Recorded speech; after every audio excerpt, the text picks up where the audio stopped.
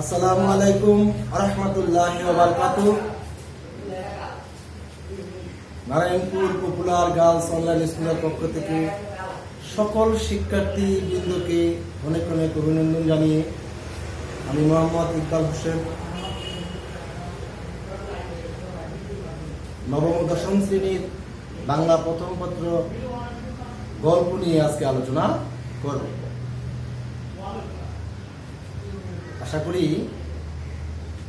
আমার এই অনলাইন ক্লাসের বাংলা বিষয়ে মনোযোগ দিয়ে বোঝার জন্য চেষ্টা করব। আজকে বাংলা যে গল্পটা নিয়ে আলোচনা করব সেই গল্পটি হচ্ছে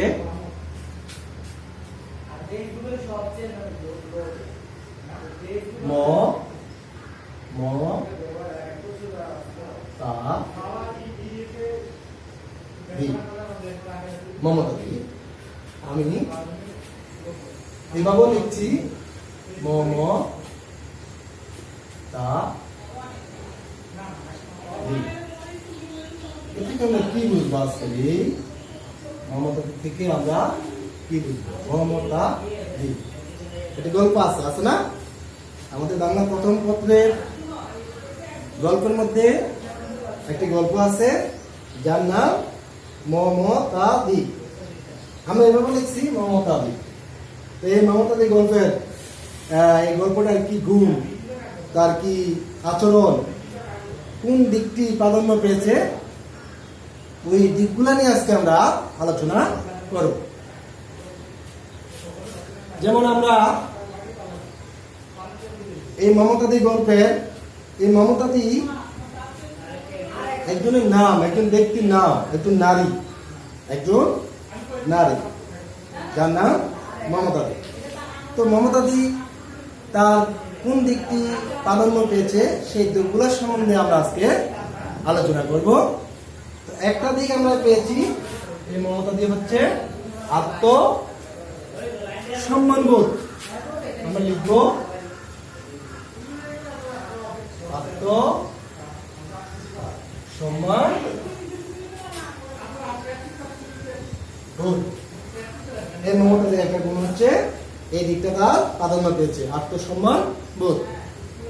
আমরা আরেকটা পেয়েছি, তবে আরেকটা আমরা পাবো, আরেকটি পাই কি পাইতে পারি আমরা এখানে? আত্মমর্যাদা বোধ। আত্মমর্যাদা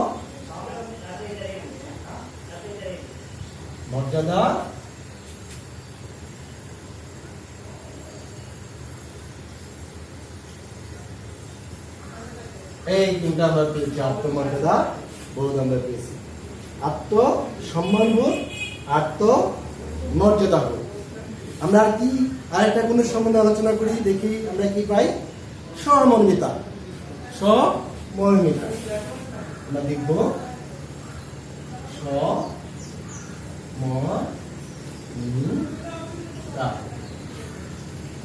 এই সহমর্মিতা। ঠিক আছে, আমরা দেখি তার আর কি দিক প্রাধান্য পেয়েছে এই গল্পে। সৌহার্দ্যপূর্ণ আচরণ। সৌহার্দ্যপূর্ণ আচরণ।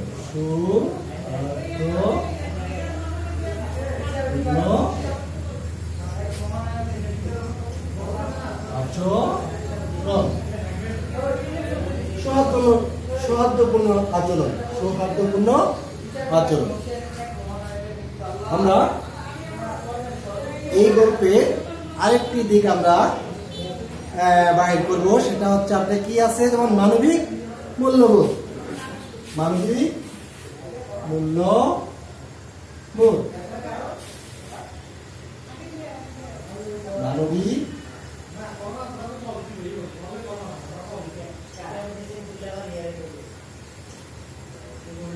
মানবিক মূল্যবোধ আমরা পাইলাম। আমরা সামাজিক সংহতি আরেকটা প্রাধান্য আছে, তার সামাজিক সংহতি।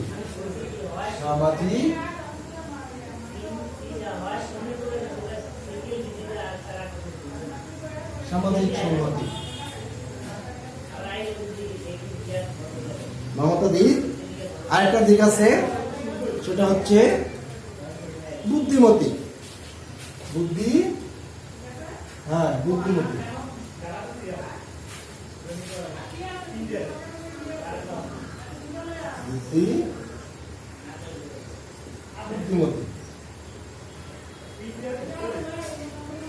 বুদ্ধিমতী, হ্যাঁ ঠিক আছে, বুদ্ধিমতী।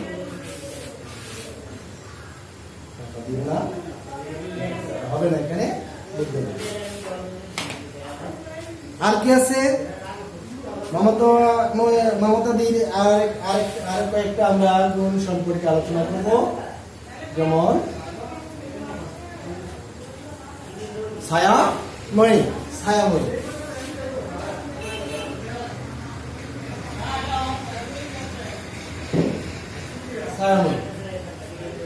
তারপরে দেখি আর কি পাওয়া যায়।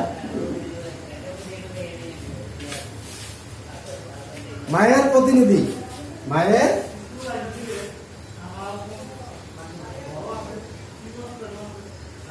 প্রতিনিধি।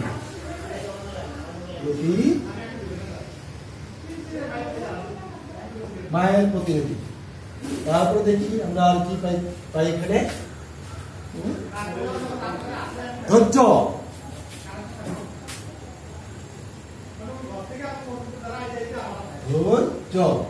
তারপরে আমরা কি পাই? কর্মপটু।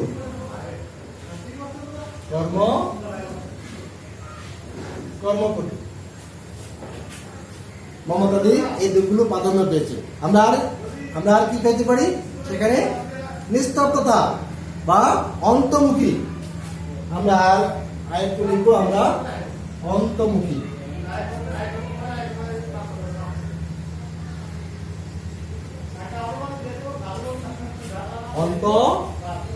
অন্তর্মুখী, ঠিক আছে। বা নিস্তব্ধতা, নিস্তব্ধতা। এই যে আমাদের আজকে যে গল্প, সেই গল্পের মধ্যে মমতাদি গল্পের থেকে আমরা এই দিকগুলা গল্পের প্রাধান্য পেয়েছে। যেমন আমি আরেকবার বলে দিই যে তোমরা এগুলো সম্পর্কে একটু চিন্তা করবে, যে আত্মসম্মান বোধ, আত্মমর্যাদা বোধ, সহমর্মিতা, সদ্যপূর্ণ আচরণ, অন্তর্মুখী, মানবিক মূল্যবোধ, সামাজিক সংহতি, বুদ্ধিমতী, ছায়াময়ী, মায়ের প্রতিনিধি, ধৈর্য এবং কর্মপটু। এই দিকগুলা এই মমতাময়ী গল্পে কি পেয়েছে? প্রাধান্য পেয়েছে। তাহলে আমরা এই মমতাদি গল্পটি লিখছে কে? আমরা সেই দিকে একটু যাব। লিখছে মানিক বন্দ্যোপাধ্যায়। ঠিক আছে, হ্যাঁ পরিচিত। তাহলে আমরা সম্পর্কে একটু নিব। হ্যাঁ, কবি সম্পর্কে, কবির পরিচিতি সম্পর্কে আমরা একটু জানবো। এখন কবির পরিচিতি সম্পর্কে আমরা একটু জেনে নেব। প্রিয় শিক্ষার্থী বৃন্দ, আশা করি তোমরা সবাই মনোযোগ দিবে যে এই গল্পের কবির পরিচিতি সম্পর্কে একটু জেনে নেব। মূল কথাই কবি এখানে কি লিখছেন, কবি সম্পর্কে ধারণা আমাদের প্রথমেই দরকার। আর গল্প সম্পর্কে ধারণা আমার যদি থাকে, তাহলে আমরা যে কোনো উদ্দীপকে এখানে আসো, আমরা উদ্দীপক থেকে আমরা এই গল্পের ধারণাটুকু সম্পূর্ণভাবে শেষ করতে পারবো। তাহলে আমরা কবি পরিচিতি সম্পর্কে একটু জেনে নিই। হ্যাঁ, প্রখ্যাত বা সাহিত্যিক মানিক বন্দ্যোপাধ্যায় 1908 সালে জন্মগ্রহণ করেন।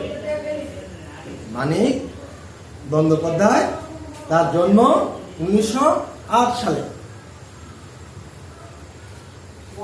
1926 সালে তিনি এসএসসি পাশ করে ও 1928 সালে এইচএসসি পাশ করে গণিত বিএসসি ভর্তি হন।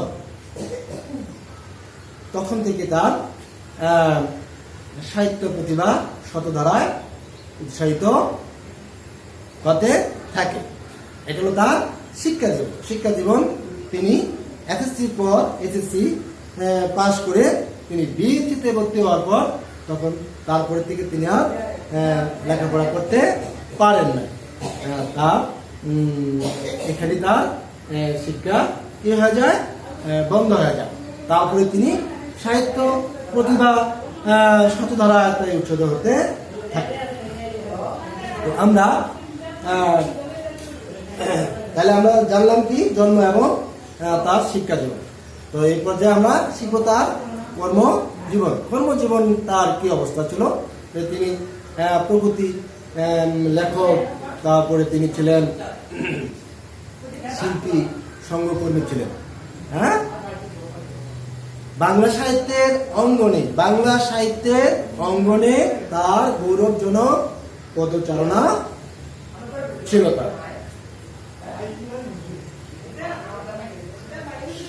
তার কর্মজীবনটা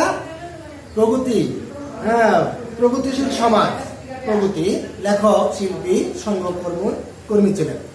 আর বাংলা সাহিত্যের অঙ্গনে তার গৌরবজনক পদচারণা ছিল। এই মানিক বন্দ্যোপাধ্যায়ের রচনাবলী ছিল উপন্যাস, গল্প গ্রন্থ, তারপর ছিল কবিতা, নাটক, প্রবন্ধ ছিল। আর মানিক বন্দ্যোপাধ্যায় মৃত্যুবরণ করেন 1956 সালে তিনি মৃত্যুবরণ করেন। তো আমরা কবি যে পরিচিতি সম্পর্কে আমরা জেনে নিলাম, আমরা গল্প সম্পর্কে আমাদের ধারণা হলো। এই পর্যায়ে আমরা এই গল্পে কবি আমাদেরকে কি বুঝিয়েছেন, এখানে আমাদেরকে তিনি আরো সুলভভাবে আমাদেরকে তিনি কি বুঝিয়েছেন। আমরা এখানে আরো সুন্দরভাবে আমরা কি বুঝবো, আমরা এখানে বুঝবো মমতাদি সংসারে অভাব ছিল। মমতাদি সংসারে কি ছিল, অভাব, দুঃখ দুর্দশা ছিল। আর এই অভাব আছে বলে মর্যাদা সম্পূর্ণ ঘরের নারী হয়েও তাকে অপরের বাড়িতে কাজ নিতে হয়। এই আত্মমর্যাদা বোধ তার সবসময় ছিল। সে নিজে যেমন আদর ও সম্মানিত প্রত্যাশী ছিলেন, তেমনি অন্যকেও স্নেহ ও ভালোবাসা দেবার ক্ষেত্রে তার মধ্যে কোনো দ্বিধাবোধ ছিল না। তিনি আত্মমর্যাদাবোধ ধরে রাখার চেষ্টা করেছেন, অপরকেও আত্মমর্যাদা বা দ্বিধাবোধ আত্মমর্যাদা দেওয়া, ভালোবাসা দেওয়ার ক্ষেত্রে তার কোনো রকমের কার্পণ্য ছিল না। সম্মান এবং সহমর্মিতা নিয়ে মমতাদির পাশে দাঁড়ায় স্কুল পড়ুয়া ছেলে ও তার পরিবার।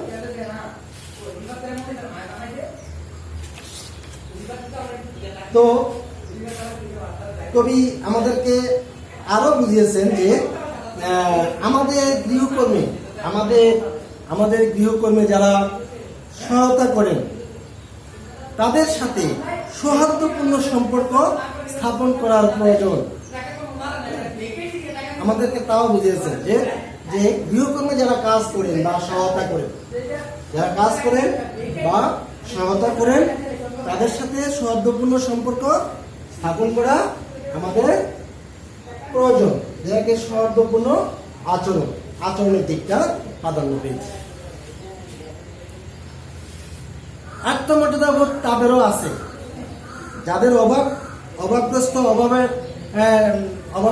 অভাব অবস্থায় যারা পরিবার পরিজন নিয়ে যারা করেন, জীবনযাপন করেন, তাদেরও কি আছে আত্মমর্যাদাবোধ, তাদেরও আছে। এই বোধগম্য মান্য করলে তারাও গৃহস্থের পরিবারকে নিজ পরিবার বলে গণ্য করতে পারেন। তো আমরা এই মমতাদি গল্পের আমরা এই যে যে দিকগুলা প্রাধান্য পেয়েছে এই প্রাধান্য দিকগুলো আমরা মনোযোগ দেব এবং কবি পরিচিতি সম্পর্কে আমরা মনোযোগ দেব এবং আমরা যদি এই গল্পটুকু ভালো করে আমরা পাঠ করি, আমরা দেখি, তাহলে আমাদের এখানে কোন ধরনের প্রশ্ন আসে সেগুলো আমরা বিবেচনা করে আমরা উত্তর দিতে পারব। তো আমি দুটি প্রশ্ন নিয়ে আজকে এখানে একটু আলোচনা করি। তোমরা দেখো, একটি প্রশ্ন হচ্ছে ছায়াময়ী মানব কবিকে কেন মমতাদিকে ছায়াময়ী মানব কেন বলেন? মমতাদিকে ছায়াময়ী মানব কেন বলেন? আমরা বলবো যে মমতাদি এক মর্যাদা সম্পূর্ণ ঘরের নারী। মমতাদি এক মর্যাদা সম্পূর্ণ ঘরের নারী। সে যথেষ্ট কর্মপটু এবং বুদ্ধিমতী। যথেষ্ট সে কাজ করে এবং বুদ্ধি খাটিয়ে কাজ করে। হ্যাঁ, তো মমতাদি গৃহের সকল কাজ অত্যন্ত নিপুণভাবে করে। মমতাদি যে পরিবারে কাজ করত সেই কাজ তিনি যথেষ্ট নিপুণভাবে কাজ করে সকল কাজ অত্যন্ত দক্ষতার সাথে তিনি শেষ করেন। অনেকগুলা কাজ, এই কাজগুলা তার কি দ্বারা, তার আগ্রহের দ্বারা তিনি কাজগুলা শেষ করেন। কোনো কাজ তিনি বাকি রাখেন না। কোথাও যেন তার সারা শব্দ পাওয়া যায় না, কোথাও যেন তার সারা শব্দ পাওয়া যায় না। সে গৃহে সর্বত্র বিরাজমান কিছু তার অস্তিত্ব যেন ধরাছোঁয়ার, অতি শব্দহীন, নির্বিকার। এই কারণে মমতাদিকে ছায়াময়ী মানবী বলেন। ঠিক আছে, এই জন্য তাকে এই মমতাদিকে ছায়াময়ী মানবী বলেন। আমরা আরেকটি সংক্ষিপ্ত প্রশ্ন নিয়ে আলোচনা করব। যে প্রশ্নটা হচ্ছে যে স্নেহ ভালোবাসা ধনী গরিব সমান, এই কথাতে কি বোঝানো হয়েছে এখানে? দেখো যে আমরা সৃষ্টির সেরা জীব,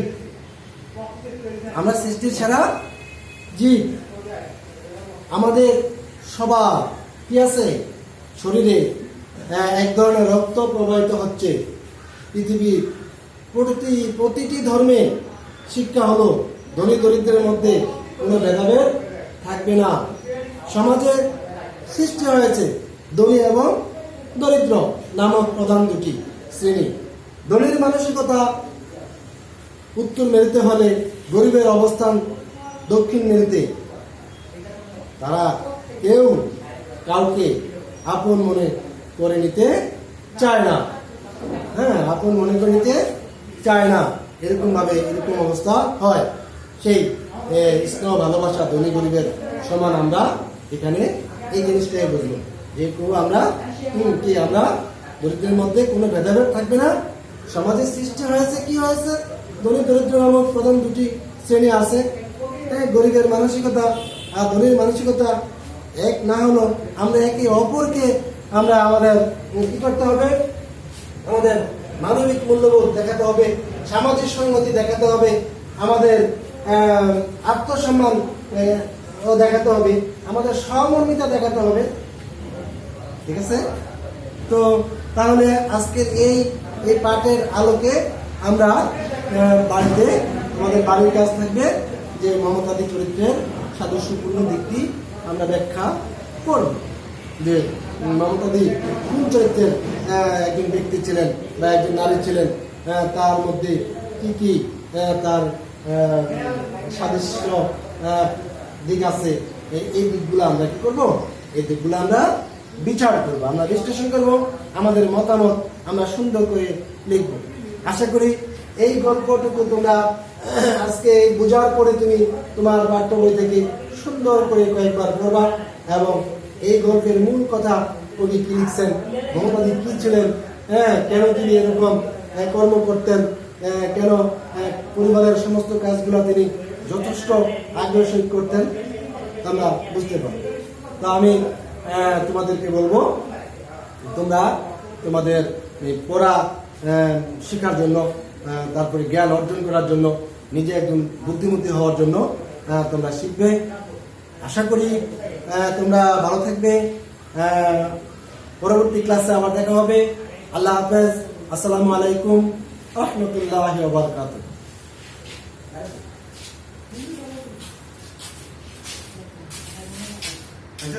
আরে ভাই দেখবেন আপনি এটা মনে হয় ইয়ে হয়ে গেছে, আগের থেকে মনে হয় বন্ধ হয়ে গেছে।